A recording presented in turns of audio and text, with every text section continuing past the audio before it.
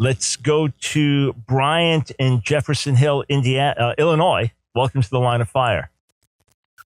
Oh, that is Indiana, Dr. Brown, Jeffersonville, Indiana. Okay, got it. Louisville, Kentucky, where they have the Derby. Got it. All right. Well, thanks. Real quick, I'm on a quick break at work, so I'm going to hang up as soon as I answer the question, and I'll listen to your answer on the YouTube. Yep. But I was wondering, I know you talk a lot about LGBT issues, always followed you, big fan. And today we live in kind of a good time where if somebody were struggling with the LGBT, they could go to fellow followers of Christ, pray to God, have others pray for them, and kind of move out of it and move back into God. What I'm wondering is, if somebody had the LGBT urges and thoughts during the days of the Tanakh in Israel, how would they have done it? Because they couldn't really tell anybody else around them. They might get stoned just for saying they even had the thought.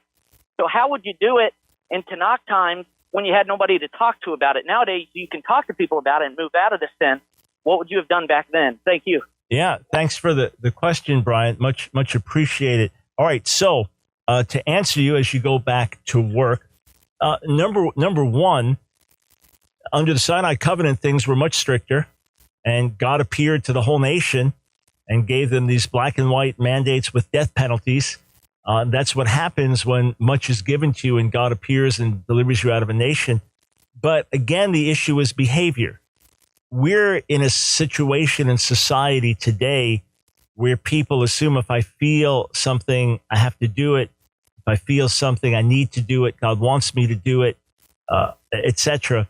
Whereas if you're in a situation where you have no alternative, that, in other words, this is not an option, then people live very, very differently. So, yes, it would definitely have been difficult. Yes. For someone who was same-sex attracted, they would not have an outlet. They would not have the ability to just, okay, let's work this through. All right. There's no question that it would have been difficult. Many things under the Sinai covenant were difficult and challenging and brought our sin to the surface.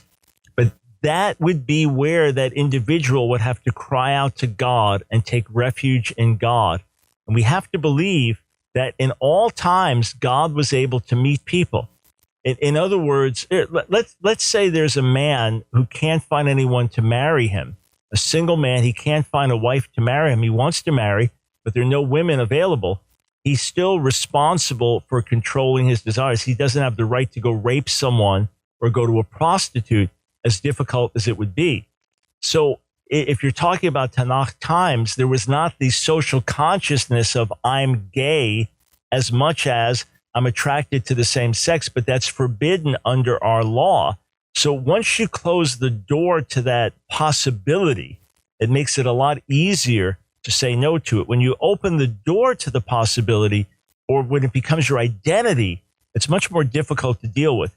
But that's where the Psalms come into play. Oh God, I soak my pillow with tears. How long, O Lord? Where they cry out in anguish, but God comes through for his people.